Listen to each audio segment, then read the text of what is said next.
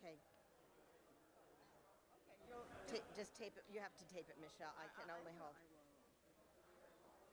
I don't even know. Kara, thank you so much. We're taking the liberty of putting a ribbon on this panel that came from Hiroshima. But he's really well, Michelle Peppers is the executive director of the Ribbon International, and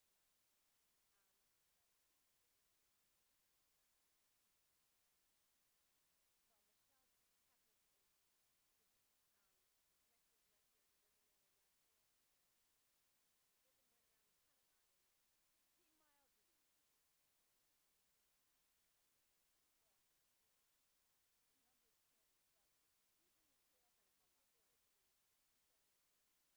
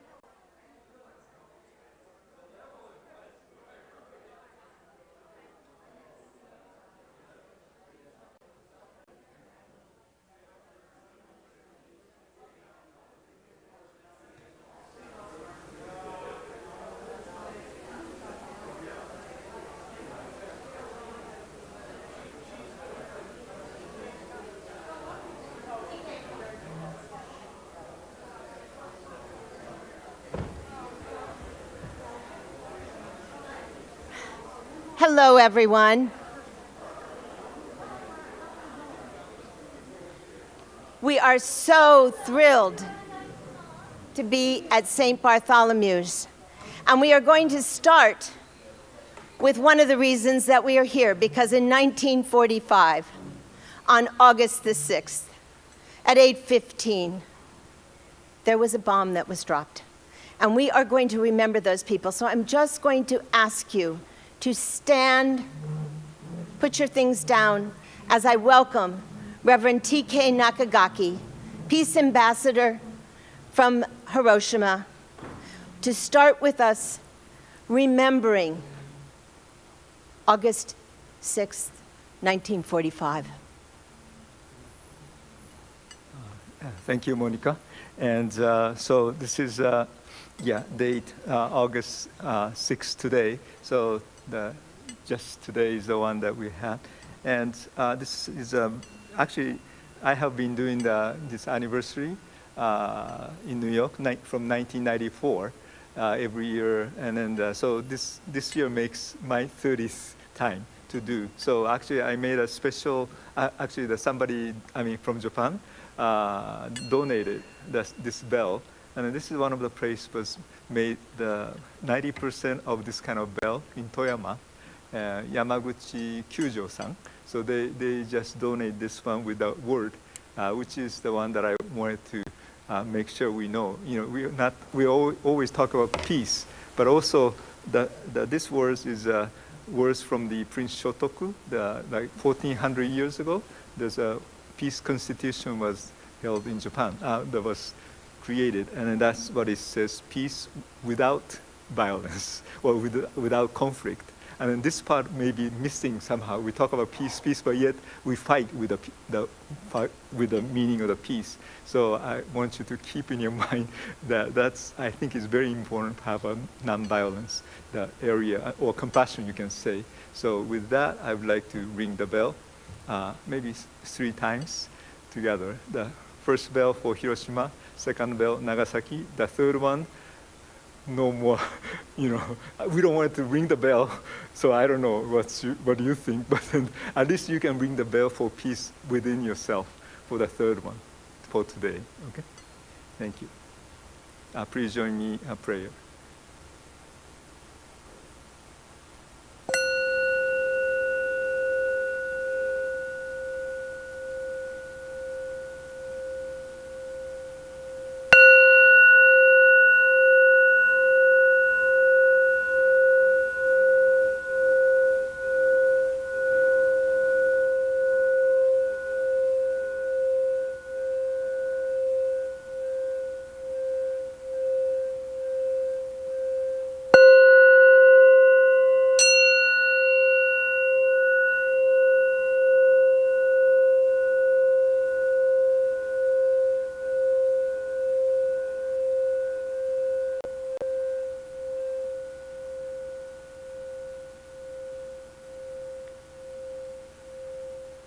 Peace to you all, and thank you very much.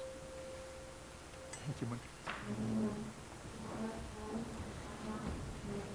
TK is going to be bringing this bell to another service at 1, and he's carrying the hearts and prayers from St. Bart's. And on that, we get to welcome Dean Wolf. Well, welcome. I'm Dean Wolf, and I'm the rector of St. Bartholomew's Church in the city of New York, or as what we like to kind of call it more low-key, St. Bart's. I hope you'll make yourself welcome here. The work that you all are doing is vital and important. I grew up in the Church of the Brethren, one of the historic peace churches, and this day was always commemorated in that denomination. When I was serving a church in Berkeley, California, under Bishop Bill Swing, I had a survivor from Hiroshima in the congregation, and that was a visible, tangible reminder of both the possibilities of peace and the terror of violence. So welcome, welcome, welcome. Make yourself at home, and I hope you come back. Thank you.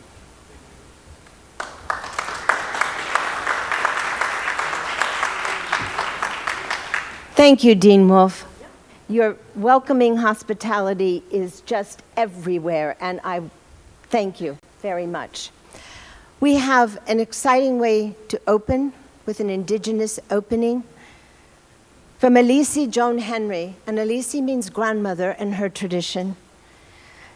She sits on the council of the eagle, condor, katswa, and colibri, the four birds of the Americas. She is an actress, a singer, a songwriter, and native dancer, and beyond words. She holds the prayers of so many groups. One is a group of 22 women who gather monthly.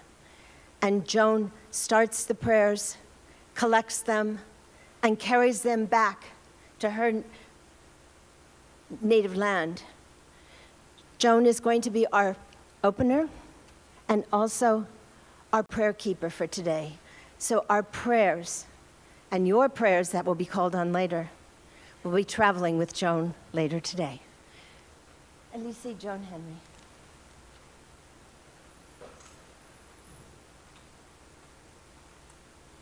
I don't do this well, but I'm really loud. I think that's why the spirits used to hear it.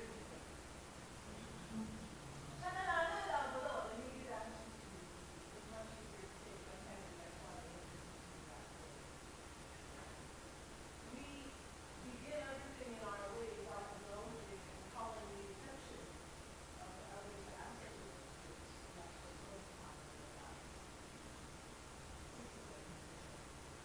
We also, when we call them, we are in the habit of thanking them, but you don't have to do this time, but when we say the prayers, and we're feeling, we feel alive. This place. You're on live stream. Oh, they're determined to put a mic somewhere near me, aren't they? Okay. I would say my manager would love this, but in real life. So I'm going to ask you all to consider the fact that you came here to pray. And for that purposes, we have a way of making, there are many ways, but we have a way taught to me by my elders once upon a time to bring those prayers into concreteness and to gather them up. And these prayers, I've been told, have to go to water. Sometimes they go to fire. But they get that much faster back up to the Spirit and back out to Mother Earth where she needs them. Okay? Am I making sense? I can't hear you. Hoa. So when we pray together at the end of this time, you'll be given you'll choose a little piece of sage from our sun dances. It could be a lot of things, but this really holds the prayers in a good way. And you'll focus your prayers, because the stronger we are together, the more of one mind that we are together, the more quickly that Dohikasesti, peace over all Mother Earth, will become a reality. And we don't have time to waste, because I have grandkids, and they'll have grandkids, and I'm sure some of y'all have grandkids. So I'm just going to ask the spirits, because I don't do anything without asking them. I'm just going to check in with them and ask them to turn their faces towards us and their attention towards us, like that.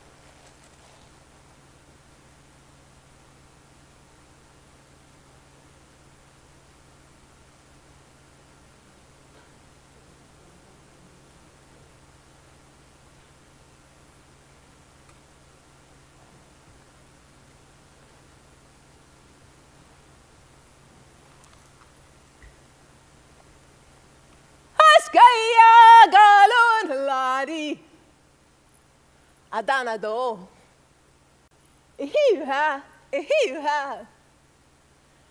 edudi elisi ehiha Elohino echi ha galot lo eroda mutawa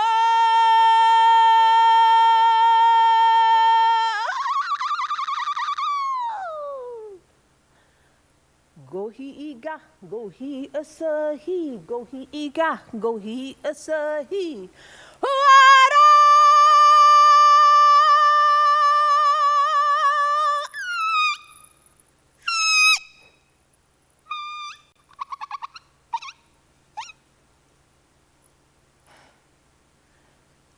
Galieliga.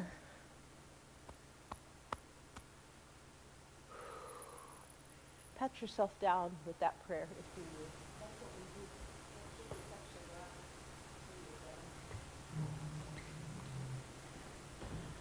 will. Hoa. I look really forward to praying with y'all.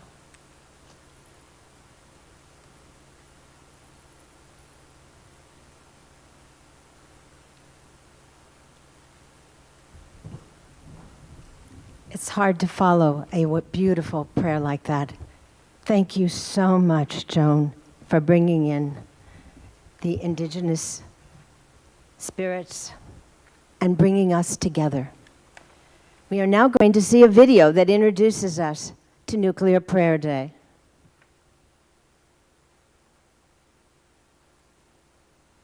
Each month, I have the great privilege of hosting a small group of diplomats, scientists, lawyers, religious leaders, and all of them are deeply involved in international nuclear weapons negotiations. I'd like you to meet these people, and then I'd like you to hear the prayer that we say whenever we get together. I am Bill Perry. I'm a professor emeritus in the engineering school at Stanford University. I was the 19th Secretary of Defense of the United States, and before that, the Director of Defense Research and Engineering. My experiences through the years with nuclear weapons have made an indelible impression on me and convinced me that these immensely powerful weapons threaten no less than our own civilization. This has led me to make the primary task of my life working to ensure that they will never, ever be used again. My name is Sidney Drill. I am a scientist, a physicist. Beyond my academic teaching and research career, I have spent many years as an advisor to the United States government on technical national security issues and nuclear weapons in particular. I recognize their almost unimaginable destructive potential and their capacity for destroying the human race. This is a capacity far beyond what we were created to acquire, and therefore I believe and work to get rid of these weapons as soon as practical before they destroy humanity. My name is George Shultz, former Secretary of State under President Ronald Reagan, and this is my own prayer. Dear God, please bring common sense and divine guidance to our work on the problems that nuclear weapons pose to our world. Man has invented a means to destroy us all. We must eliminate these weapons in order to preserve a sane and peaceful world. We pray for your help as we work toward this goal. I am Ambassador James Goodby, and the bombings at Hiroshima and Nagasaki have shaped my soul and my professional life, from my participation in the Nuclear Test Ban Treaty to my present efforts at seeking to dismantle, jointly with the Russians, the nuclear weapons legacy of the Cold War. President Kennedy said, "Here on Earth, God's work must truly be our own." I think that God's work is to rid the world of the present nuclear threat. I am Monica Willard. The issue of eliminating nuclear weapons has shaped my life as a peace activist and as the representative of the United Religions Initiative to the United Nations. Knowing that nuclear weapons can be used by choice or accident, and that they have the capacity to destroy our planet and everything we love, calls me to action. A world without nuclear weapons is protection. For the love of our children, grandchildren, and future generations, for the beauty of the natural world, for a safer future, I offer this prayer. I'm Jonathan Granoff. As a young man interning for a congressman, I met then Senator Robert Kennedy. He told us how close we came to destroying civilization during the Cuban Missile Crisis. He told us that eliminating nuclear weapons before they eliminate us is the practical and moral litmus test of our time. For many decades since, I've worked as an activist, an international lawyer, and a human being to rid the world of this threat. We need each other to do this, and we need God's grace. I am Ambassador Thomas Graham, first with the Soviet Union, and later with countries all over the world. I have participated in arms limitation policy development and negotiations on behalf of the United States of America. Always, the overarching objective has been to control and eventually eliminate all nuclear weapons. And although much has been achieved in the past 70 years, the sword of mass destruction still hangs precariously over our heads. As long as there is breath in my lungs and urgency in my heart, I intend to do all in my power to banish these ungodly weapons from the face of the earth. The beginning and the end are in your hands, O Creator of the universe. And in our hands you have placed the fate of this planet. We who are tested by having both creative and destructive power in our free will turn to you in sober fear and in intoxicating hope. We ask for your guidance, and we wish to share in your imagination as we deliberate about nuclear force. Help us to lift the fog of atomic darkness that hovers so pervasively over our earth, your earth, so that soon all eyes may see life magnified by your pure light. Bless all of us who wait today for your presence and who dedicate ourselves to achieve your intended peace and rightful equilibrium on earth. In the name of all that is holy and all that is hoped. Amen. Amen. Today, the doomsday clock stands at 3 minutes till midnight, the highest level ever recorded. Instead of global alarm and efforts at reduction, the opposite is happening. Nuclear nations are quietly gearing up to modernize and create new and more powerful nuclear weapons. Rogue nations are neglecting their citizens in favor of advancing their nuclear status. Rogue terrorist groups are frantically trying to obtain nuclear materials and weapons. Nuclear weapons are built to be used sooner or later. But rather than stepping back from the brink, the world is dashing to plunge over the cliff. In this moment of nuclear madness, what can we do? The nuclear experts whom I know pray.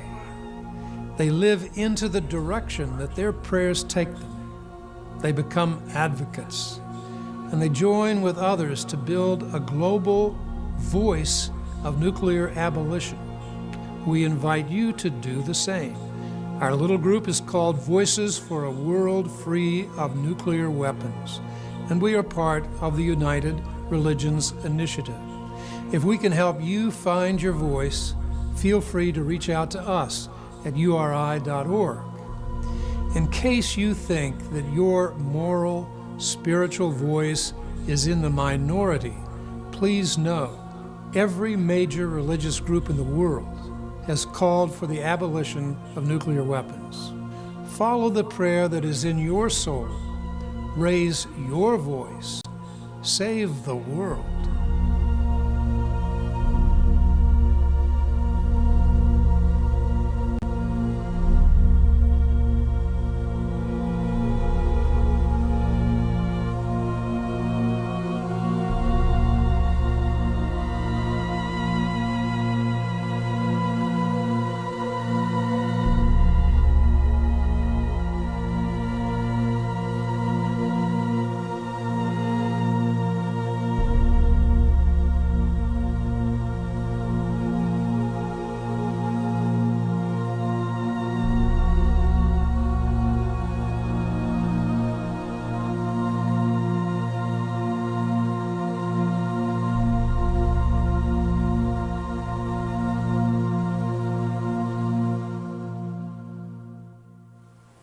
Thank you. And as you can see, that film was made a few years back because this January, the atomic scientists moved the doomsday clock up to 90 seconds. So this is the time for you to add your voice, your prayer. And I am so honored that you are here with us today to bring our voices together in prayer for Nuclear Prayer Day. I'm Monica Willard, and I'm a part of Voices for a World Free of Nuclear Weapons. And we started Nuclear Prayer Day last year during the NPT, the Nuclear Non-Proliferation Treaty review, to pray, to add that spiritual dimension. So this is our second annual one, and we could not have had a better place to do it than St. Bart's. So I would like you to join me in thanking Dean Wolf and all of the team here, Reverend Meredith, Cara, the different people. Thank you for your dedication, and let's just give St. Bart's a round of applause.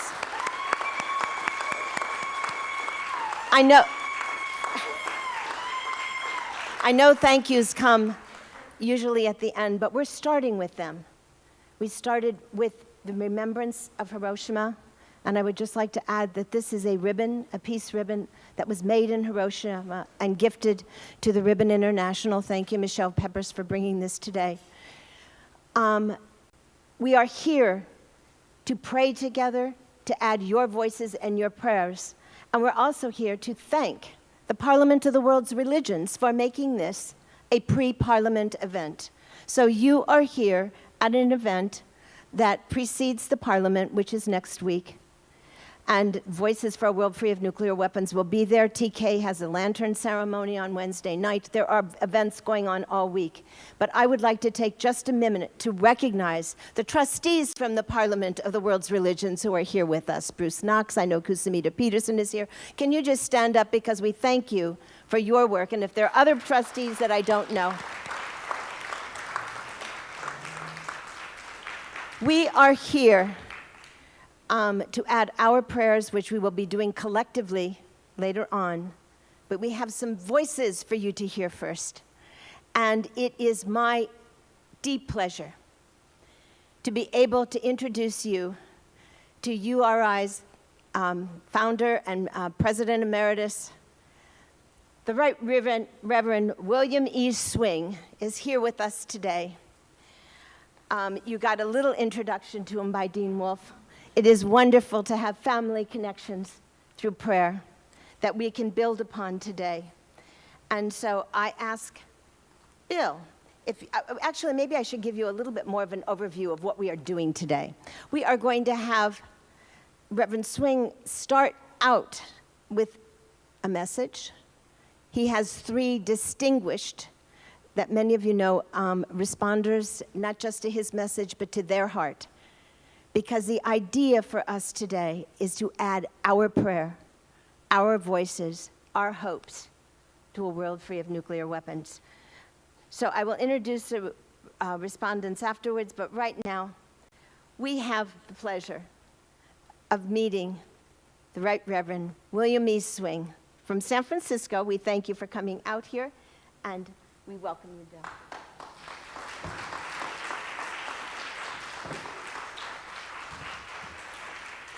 In order to make it really applicable for everyone, and we need to speak right into the microphone because there are wonderful people following us on Zoom and Facebook.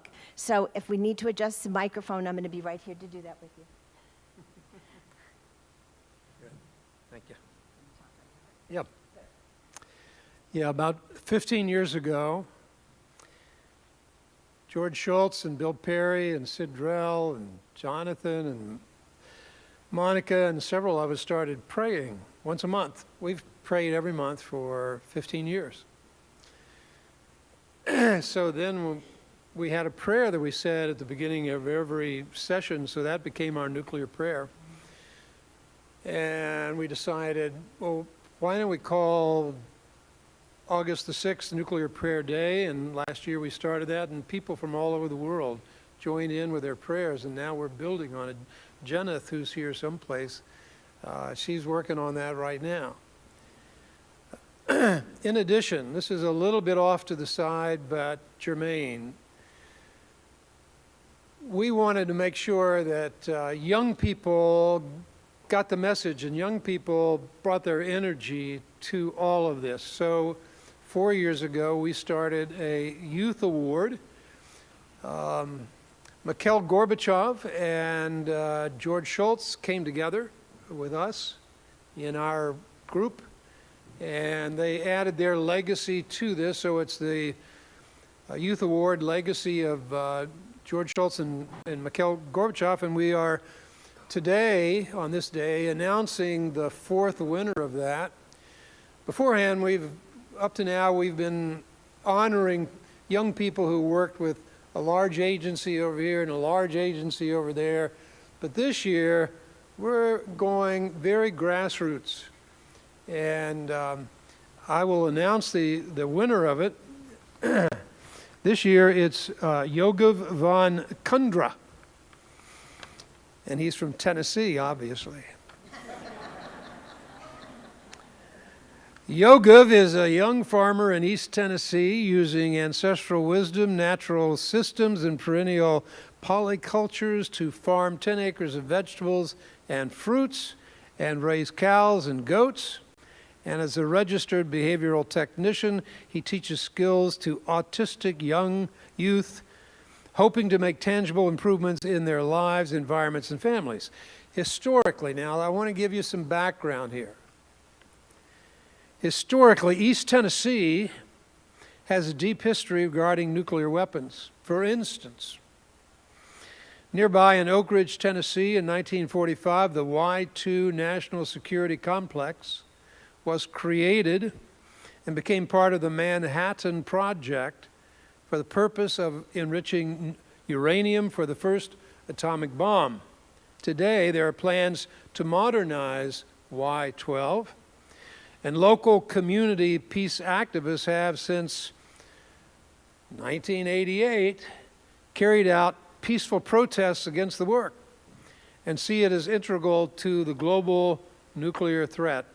In the spirit of peaceful protest, Llve led a first ever rally against the bomb outside the Erwin, Tennessee courthouse, where the Nuclear Regulatory Commission was meeting recently.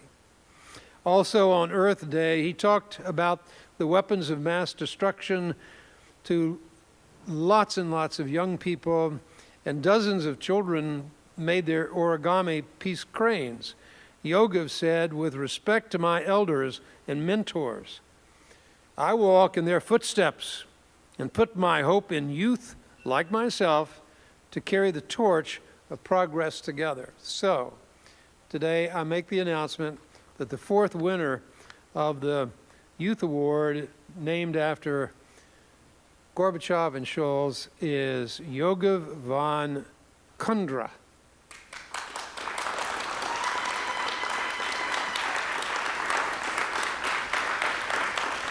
Thank you. Now, I've got a lot to say about prayer and nuclear weapons, but I'm not going to talk for very long. You can applaud now. I have a friend, General James Mattis. He and I gave a symposium not long ago at Stanford University talking about peace. A bishop looks at peace and a general looks at peace. What do we see? How do we get there? What's your domain? What's your domain? Where do we overlap? He's a very interesting fella, James Mattis.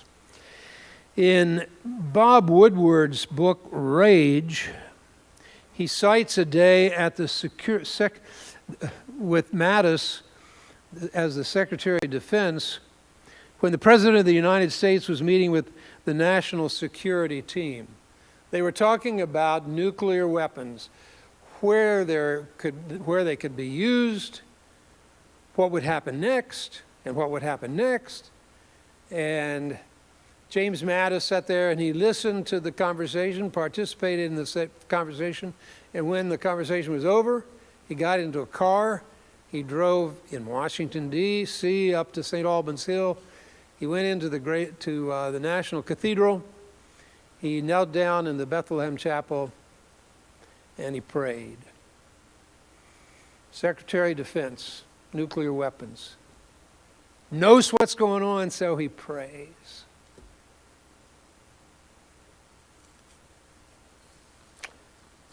A couple of years ago, I wrote a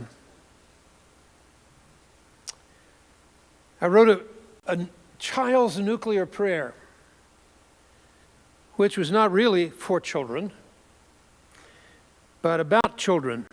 And it goes like this. This is all I'm going to say. In St. Petersburg, Russia, a little girl kneels down by her bed at night and says a prayer. In St. Petersburg, Florida, a little boy kneels down by his bed and says a prayer. They say the same prayer.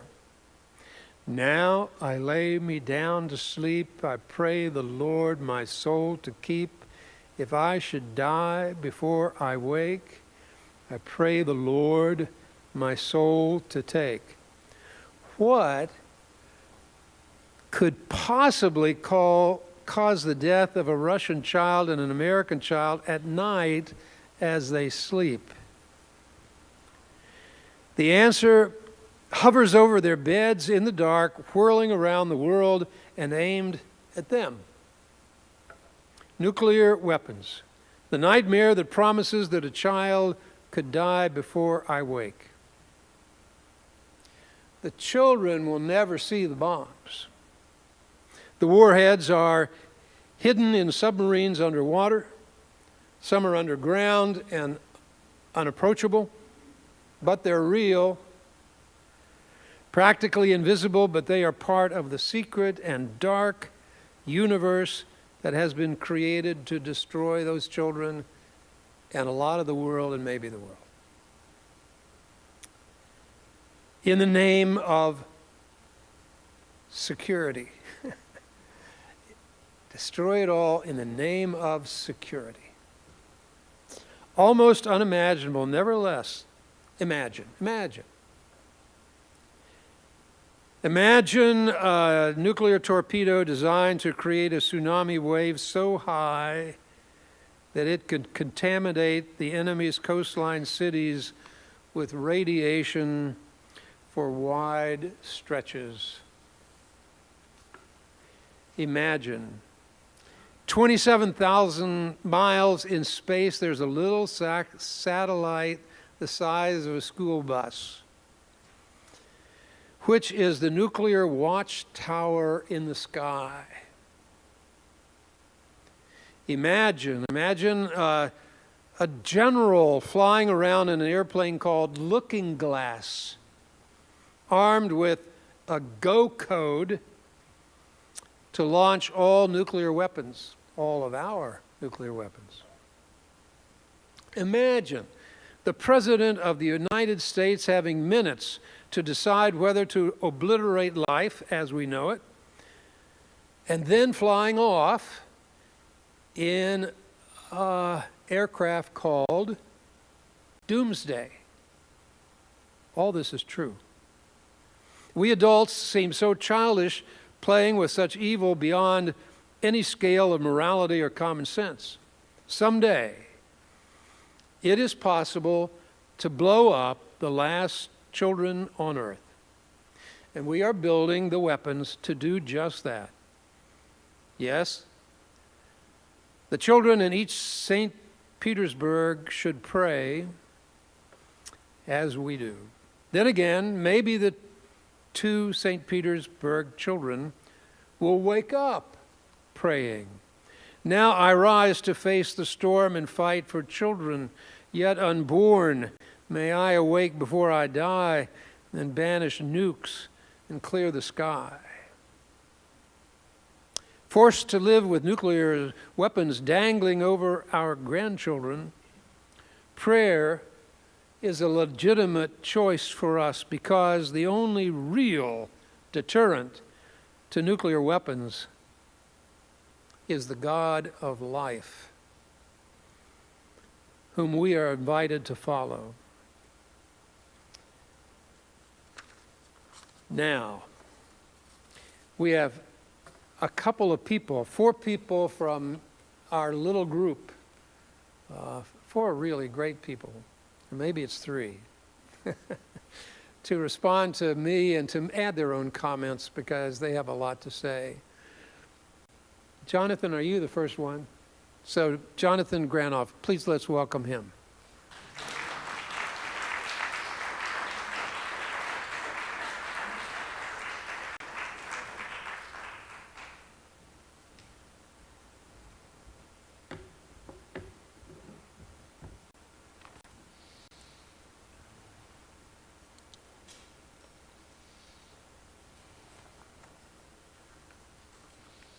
My brothers and sisters in faith, my brothers and sisters in reason, my brothers and sisters who believe in the rule of law, my brothers and sisters who believe in the unity of the human family, my brothers and sisters, as our Native Americans would say, and all my relatives, the whole web of life that we are now putting at risk.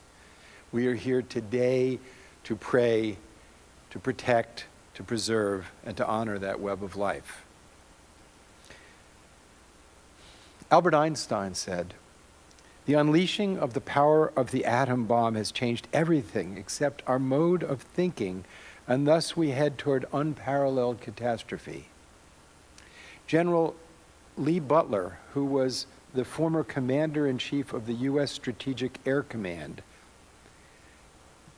in charge of the targeting readiness of the entire American nuclear arsenal, said, "Despite all the evidence, we've yet to fully grasp the monstrous effect of these weapons and the consequences of their use, defying reason, transcending time and space, poisoning the earth and deforming its inhabitants.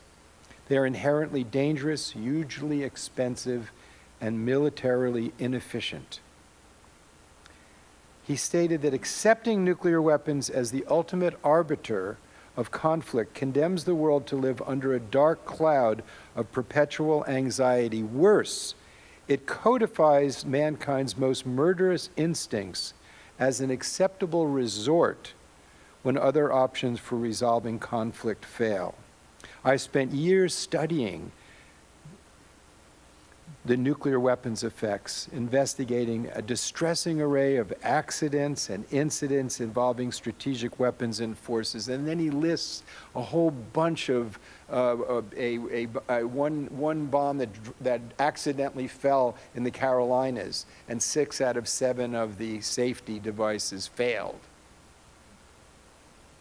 Bombs that blew up in their silos. And since then, we've seen many incidents of misreading cloud formations that looked like launches that almost caused us to end civilization. Computer errors, accidents, or maybe sheer madness. I came away from that experience deeply troubled by what I see as the burden of building and maintaining nuclear arsenals, the grotesquely destructive war plans, the daily operational risks, and the constant prospect of a crisis that would hold the fate of entire societies at risk. It's no surprise that another member of our Voices Circle is former Secretary of Defense William Perry, and I commend anybody who wants a deep dive into the issue to go to his website, where he extensively articulates how close we are on a daily basis to do this. But we're here to talk about the morality. The International Court of Justice has unanimously ruled that there's a legal obligation to negotiate elimination. The 5 nuclear weapons states that are the permanent members of the Security Council have pledged the legal obligation to negotiate elimination in the Nuclear Non-Proliferation Treaty. So there's obviously a legal duty and a practical duty. And they militarily can't use them. But what's missing is the spirit, and that's what our job is. That's what our job is to waken hearts to the moral issue, to the affront. Well, let me quote George Kennan, the so-called realist, right? The realist, the man who, realpolitik. You don't get anybody more than George Kennan, the architect of the Cold War theory of the Cold War itself. He said, The readiness to use nuclear weapons against other human beings, against people we do not know, whom we've never seen, and whose guilt or innocence is not for us to establish. And in doing so, to place in jeopardy the natural structure upon which all civilization rests, as though the safety and perceived interest of our own generation were more important than everything that has taken place or could take place in civilization. This is nothing less than a presumption, a blasphemy, an indignity of monstrous dimensions offered to God. The mayor of Hiroshima testified before the International Court of Justice about what happened in his town. And he said the atomic bombs dropped on Hiroshima and Nagasaki shattered all war precedent. The mind-numbing damage these weapons brought shook the foundation of human existence. The dropping of the nuclear weapon is a problem that must be addressed globally. The unity of the human family is the foundation of our work. But I want to give a sense of, that's the global, the big, but let's get to like some specific eyewitness testimony that gets more particular of what people saw, what happened. This is from an excerpt from the New York Times from Charles Pellegrino's book, The Last Train from Hiroshima, and I'm going to quote from it because it's vivid, and it should be vivid, because we have to face the truth of these weapons. Now eyeless and faceless, with their heads transformed into blackened alligator hides, displaying red holes indicating mouths. The alligator people did not scream. Their mouths could not form sounds. The noise they made was worse than screaming. They uttered a continuous murmur like locusts on a midsummer night. One man, staggering on charred stumps of legs, was carrying a dead baby upside down. And this is just one of thousands of testimonies of the horror of these weapons. And so we need to pray. So this is my prayer I want to share. I call it Hiroshima and Nagasaki, for whom the bell tolls. That Nagasaki be the last use of a nuclear weapon, that nuclear weapons never be used again. Oh God, bless and guide us to eliminate these devices, the apex of creative evil, and all devices of massive indiscriminate death. Please guide us. Each of us came into this world responding to our mother's love. Each came seeking family and love. Each of us became identified with nations, with race, with gender, with religion, and we forgot we are one human family. And every person, every life is as precious as our own. Still, in the stillness in our hearts remains a light of the soul, seeking, resonating, and longing for that love that brought all of us here into this world. That love awakens and informs our universal humanity, and it awakens hearts without borders. Intelligence has given us insights into the wondrous secrets of matter, energy, space, and time, but fear, ignorance, arrogance, pride, hatred, prejudice have led us to use these insights to create devices of incomprehensible power to inflict indescribable, horrific suffering.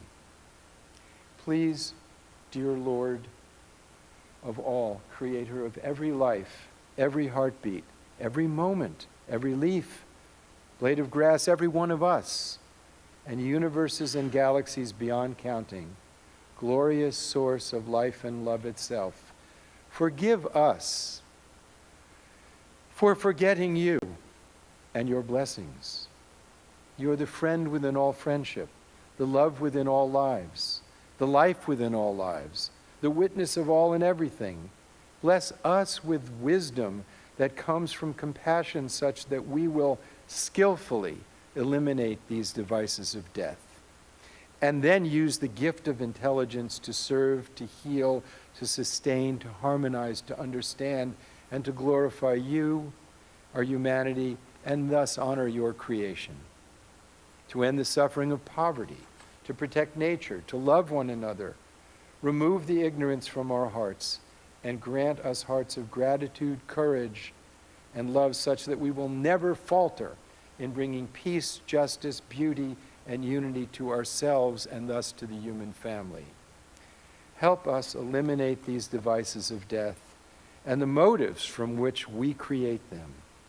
Please guide us in beautiful ways of peace, such that we can be witnesses to your goodness. Guide us with compassion, with kindness, with love and forgiveness, that we might become fully human. Because in this day and time in which we're the first generation that has to decide whether we will be the last, we need divine guidance. And as the Master said, knock, the door will be open. We have to knock. Thank you.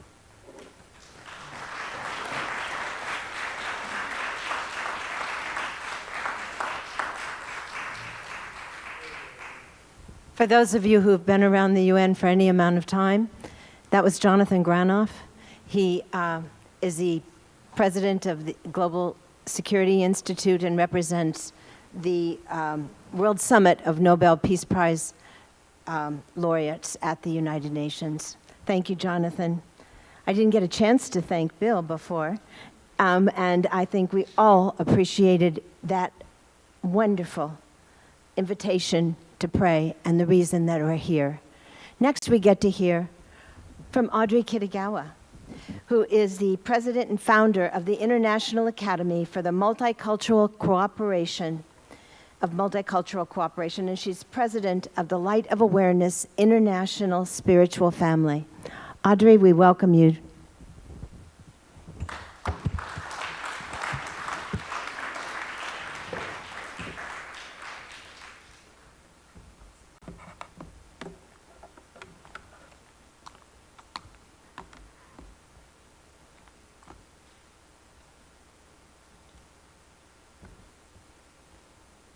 Thank you so much, and for making accommodations for someone so short as me.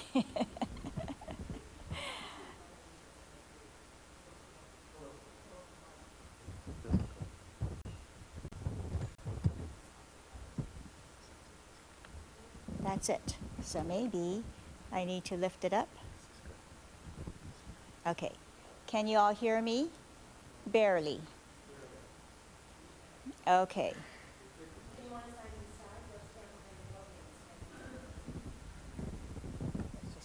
How is this? Better? Okay, great. Thank you so much. So good afternoon, everyone. And I wish to express my deepest appreciation to all of the wonderful personnel who have allowed us to utilize this beautiful space of St. Bartholomew's Church and for hosting this beautiful venue for this event. And also the Right Reverend William Swing, who gave a beautiful sermon this morning, and also the Voices for a Nuclear Weapons-Free World, a URI cooperation circle, which is a primary sponsor for this event.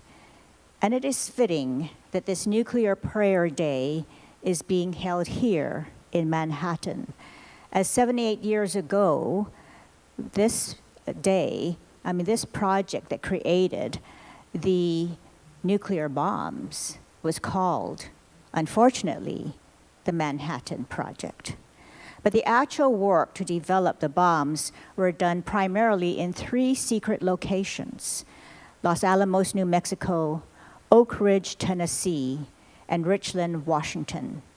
It is also more than a coincidence that the newest movie to be released about the father of the nuclear bomb, Oppenheimer, is now playing in theaters. It is really a call to remember the horrific weapons of mass destruction and death that the United States created and has since proliferated from 1 country to 9 countries, having nuclear weapons with more countries and ambitions to become nuclear weapons states. And we must do our part in contributing our prayers and strengthening our moral compass and ethics. Nuclear weapons are a violation of every moral, ethical, and spiritual principle, and they must be abolished. not just restricted or contained, but abolished. And proponents of nuclear arms claim that they are for defensive, not offensive uses, but using them in retaliation is as immoral, as unconscionable as an initial attack. And the very existence of nuclear weapons is a threat to global security and the well-being of the entire planet. Even as we reflect on history and our current situation, we should also acknowledge the efforts made by conscientious citizens and organizations that have made great strides towards nuclear abolition and peace. After World War II, the United Nations was established here in Manhattan with the goals of peace, security, international cooperation, and dialogue. And the General Assembly identified the goal of nuclear disarmament in its very first resolution in 1946.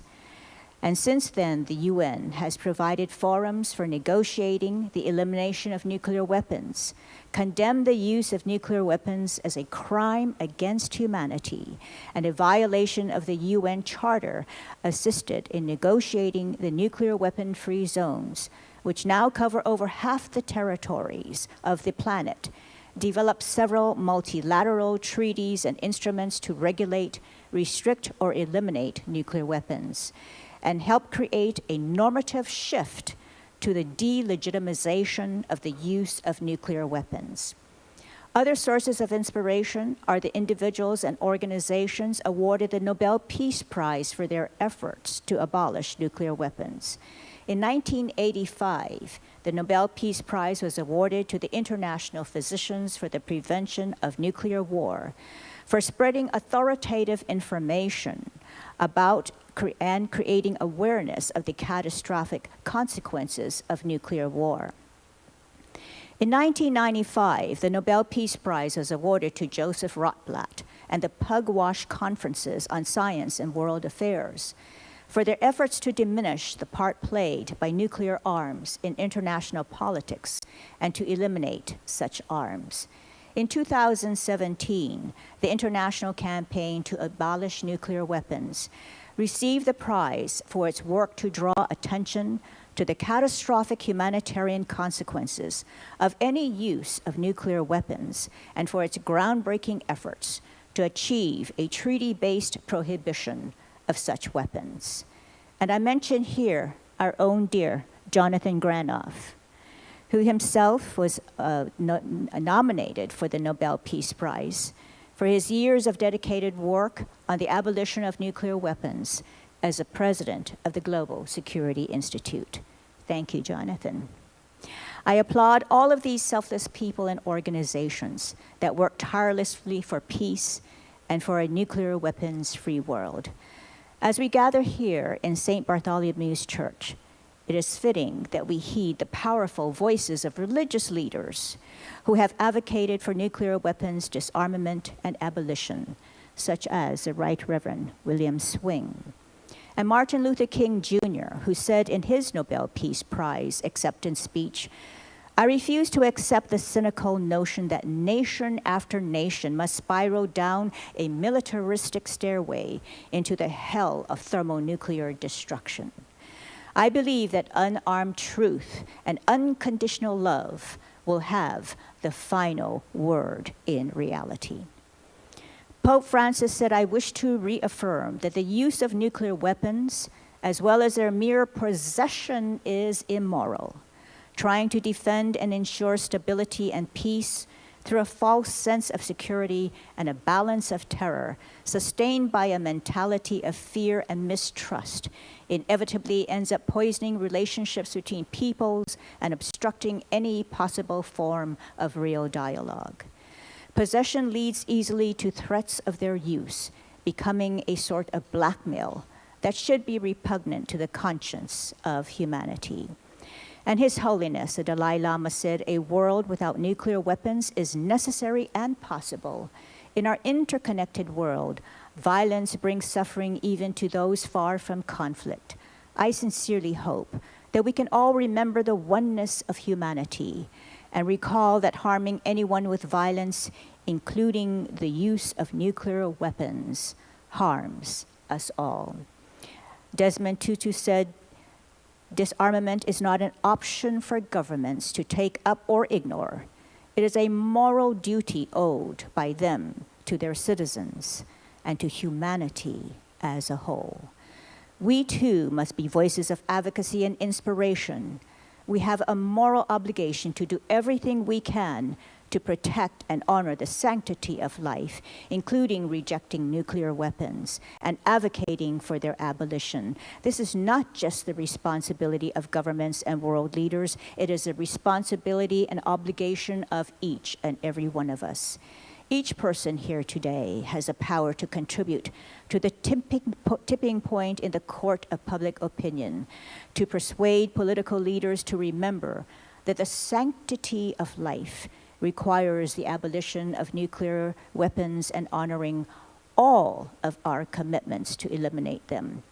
Each and every one of us has the power to effect change within ourselves and our own communities, and collectively, we comprise a concerned global community deeply invested in the well-being of all humanity and the health of our precious planet.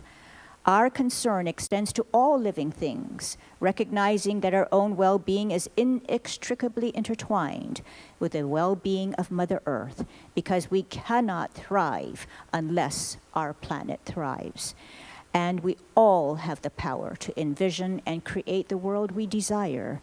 Through deep introspection, we can evolve, grow, and reaffirm our values and strengthen our commitment to a healthier and more secure world.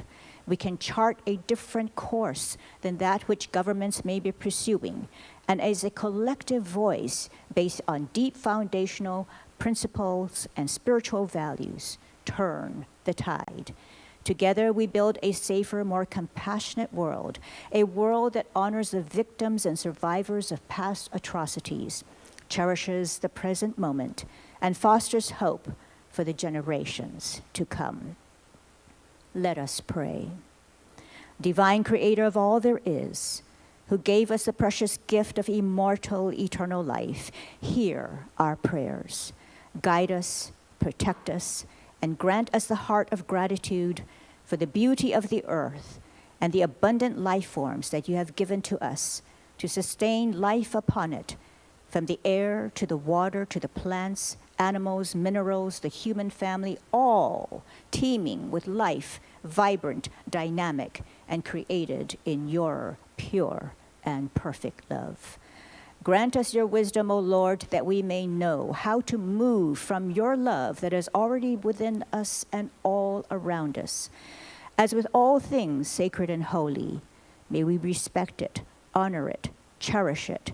May we apply wisdom to abolish nuclear weapons and all weapons of death and destruction from earth, which includes our own daily habits of excesses, extraction, and waste that have also become weapons of destruction against our only home.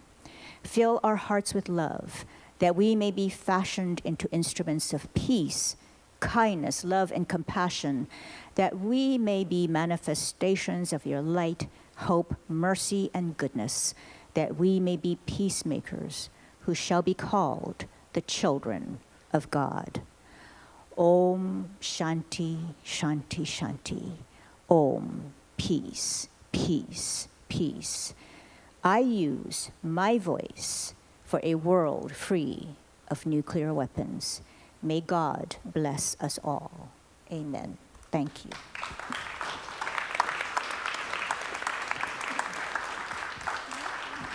Beautiful.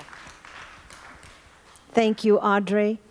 I am pleased to be able to introduce another member of Voices for a World Free of Nuclear Weapons. Michael Ramos has just moved to New York. He moved to Ithaca and is the CEO of the community chest there. And he is in charge of the advocacy team for Voices for a World Free of Nuclear Weapons. Michael, we invite you up here now. Thank you.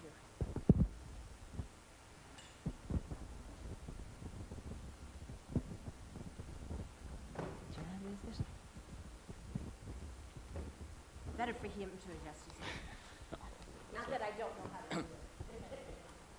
Good afternoon. It's great to be here, and I feel at home. Thank you, Bishop Swing, for your leadership with United Religions Initiative and Voices, and thank you, St. Bartholomew's. I feel at home here for two reasons. One, I'm a native of New York City, and I walked here from my mother's apartment.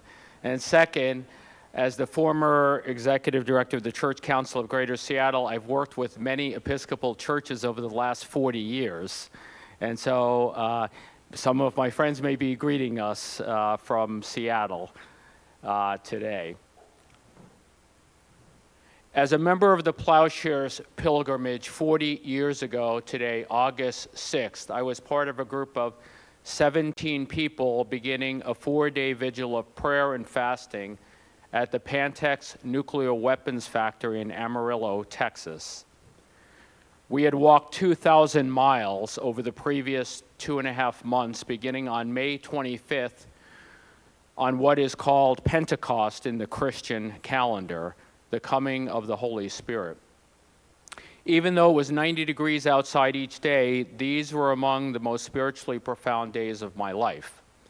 The experience was interspiritual. A monk by the name of Ishibashi quietly beat his drum for the entire 2,000 miles. Namum Yoho Rengekyo. Formed in Japan as a Buddhist order for peace, Ishibashi embodied peace in presence and prayer. The experience was intersectional. 40 farm workers seeking a livable wage joined us for the last 2 days, making the connection that a sufficient, sustainable livelihood for all means first that we can enjoy life on the planet, and then that those who help to create abundance can take part in receiving the fruits of that abundance. Our group from Columbia University had been inspired by the works of Thomas Merton, the Bethlehem Peace Pilgrimage, by the nonviolent witness of Plowshare's actions of civil disobedience, saying yes to life and the disarming of nuclear weapons, and by peacemakers such as Brother David Steindl-Rast and Thich Nhat Hanh, who taught us that prayer is an embodied verb rather than a disconnected separation from the world.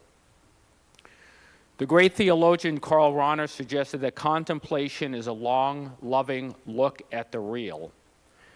From the perspective of the Southern Hemisphere, John Sobrino teaches us that in the face of militaristic, economic, and racial oppression, that prayer is an opening to be honest to reality.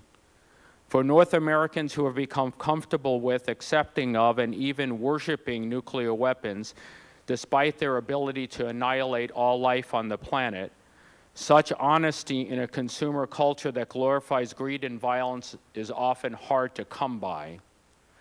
Here I am reminded of the heroism of my late Archbishop Raymond Hunthausen of Seattle, who called our nuclear war preparations the global crucifixion of Jesus, and who was persecuted for his conviction that emerged from deep prayer and reflection.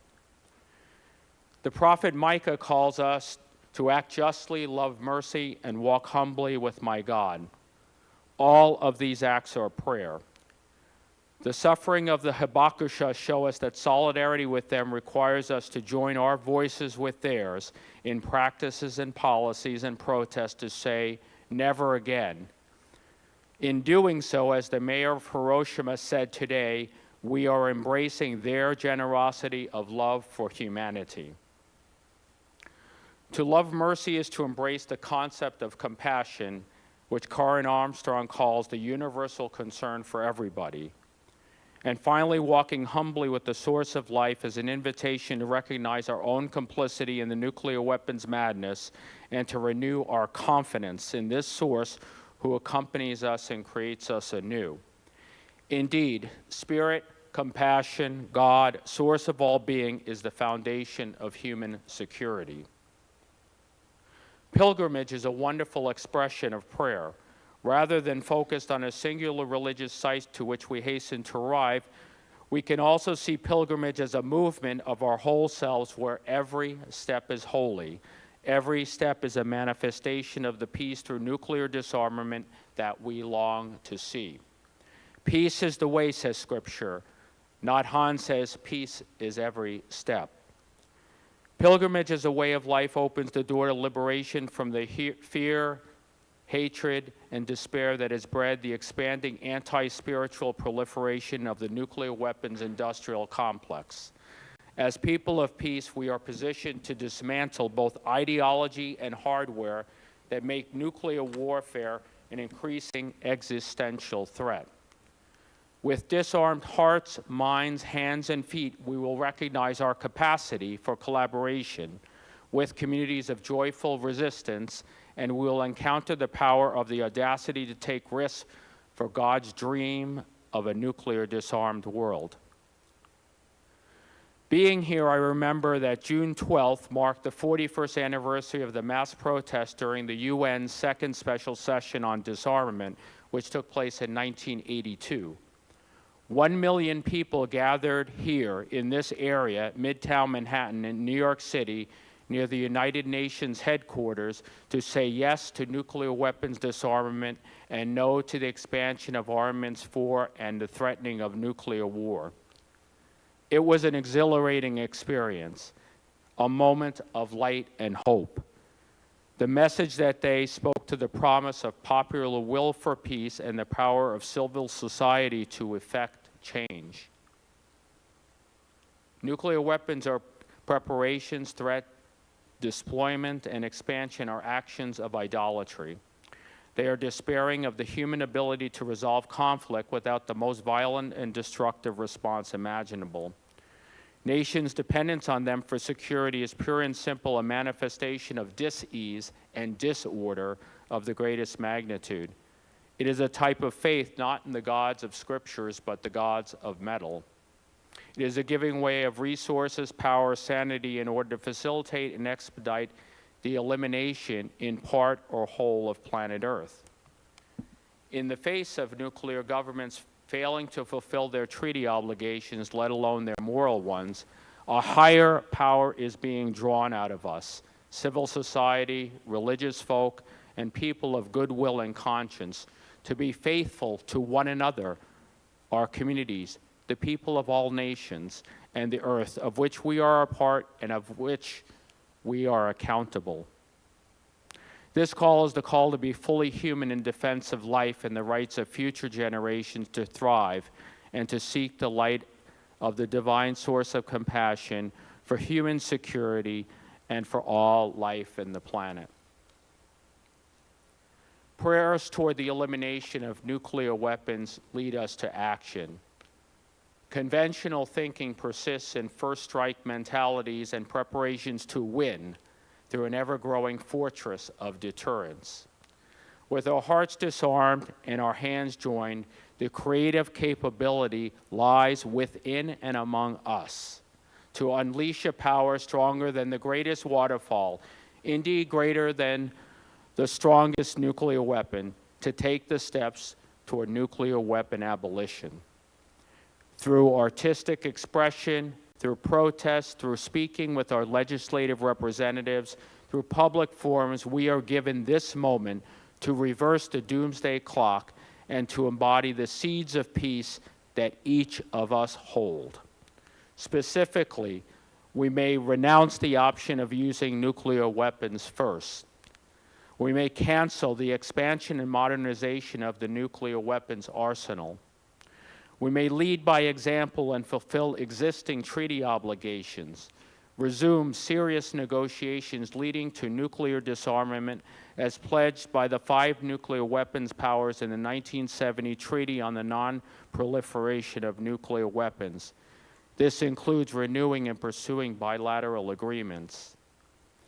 We can extend and expand the Radiation Exposure Compensation Act, or RECA, to add the first downwinders in New Mexico, along with others who were left out of the original bill. We can embrace the Treaty on the Prohibition of Nuclear Weapons in the United States and where it has not been approved. We are powerful, free people who, like a tree, faithful, standing by the water, cannot be moved. For we are rooted in the divine energy that can, that will, transform swords into plowshares. Let us today celebrate the gift of life with one another. We thank you for your presence, O God, and we sing of the freedom which you promise, and we, with all of our minds, hearts, strength, and soul, pledge to uphold. If today you hear God's voice, harden not your hearts. Thank you.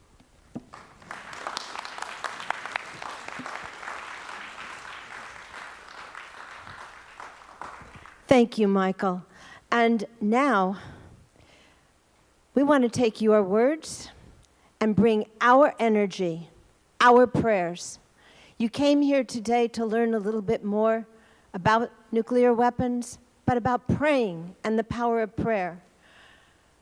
Grandfather Harry Bird at the Prayer Vigil for the Earth said, "A heartfelt prayer is more powerful than an atom bomb." So I'm inviting you, each of you, to not only create your own prayer, but to get in touch with what you would pray for, what you want to protect, how nuclear weapons do not make us safer, and what we need to do to take the steps to move forward. And one of them is to pray together. I want to thank the people from St. Bartholomew's who continue to stay here with us, and new people that many of us don't know, but we are about to create a prayer energy in this room that I think can be very, very powerful, because each of you are here because you care, because of the power of prayer, and because we can connect to make a difference. I'm going to invite, I see that Joan is passing things around, and maybe we can pass it a little quicker with a little help. Nancy, could you help Joan take some to the other room, maybe? Unless, Joan, do you want to give it to each person? Joan is dropping off some sage. She's going to invite people to hold. I guess I'm inviting you to hold onto the sage if you'd like to, because this sage is going to be taken back to the waters in her territory. And there was one of the comments that Michael made. Let us add prayers for the indigenous, the lands that were ruined with the bombing and testings, and those that were so impacted in the creation and testing.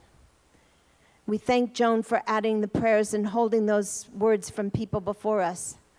And we want to make sure we get the sage passed out so that you can hold on to it, because we have a very, very special way of carrying your prayers. There are index cards if you'd like to write your prayer down and take it with you or leave it in a bowl. But today, I have the pleasure of reminding you that you're going to not only be praying, you're going to be listening to some of the most wonderful cello music. Michael Fitzpatrick has played the cello with His Holiness the Dalai Lama, with Pope Francis. He's received an award from the now King Charles.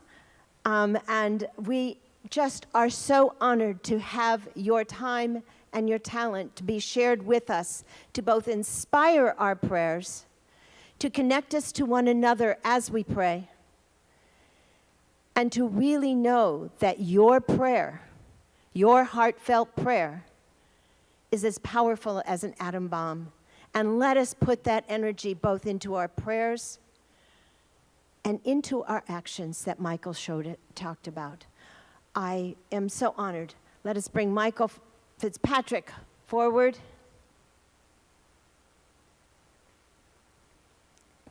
And we are going to have this time in quiet reflection and listening and in praying together. And I thank everyone in this room for adding your energy and for being with us today. And I especially thank Jeneth, who I just caught over here. I want you to stand up for just a second. Jeneth has helped us organize this from the beginning. And I want to thank William Swing for traveling from California to be with us, and our incredible speakers, and for St. Bartholomew's and all of you, because together we're going to make a difference. if the bomb started in Manhattan, may we add a new prayer energy that just shifts what's needed right now. Thank you. And I turn it to Michael Fitzpatrick to start, and I ask you to enjoy the music and your own prayers and this collective. Thank you.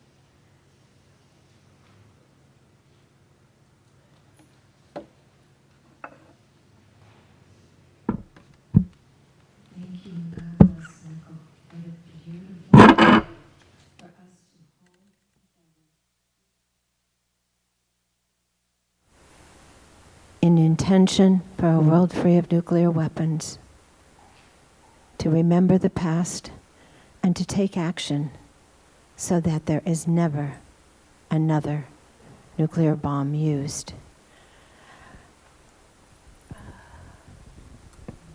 Hear and help this prayer.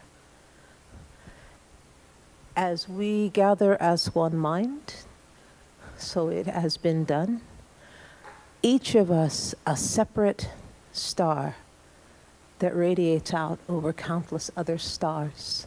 Because you know we're stardust, right? Ask a physicist. So that every thought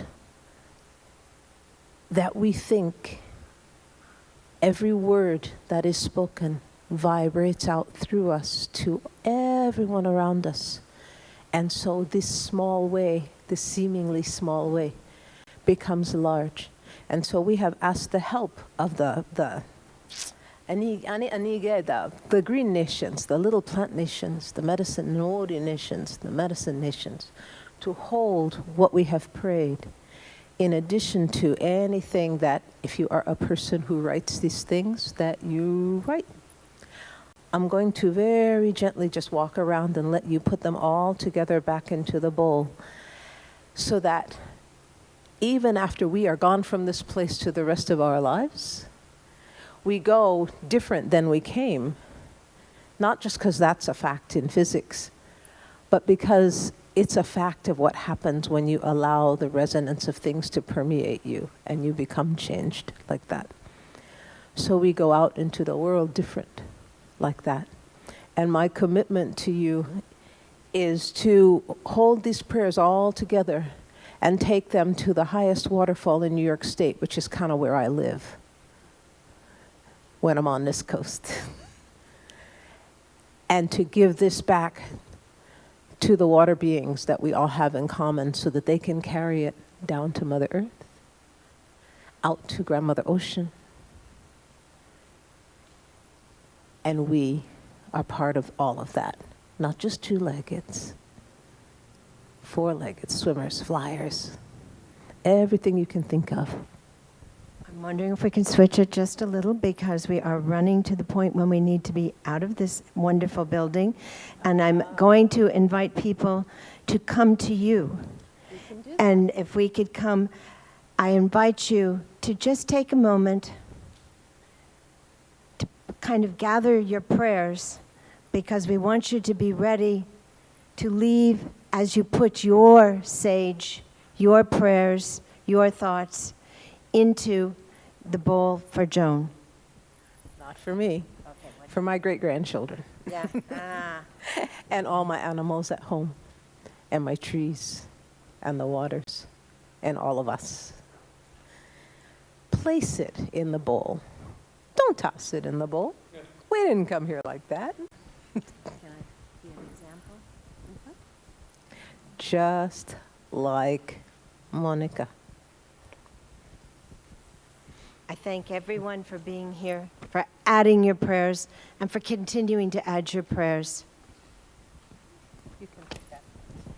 And if you want to add more, take one of these and pray the nuclear prayer with us, please.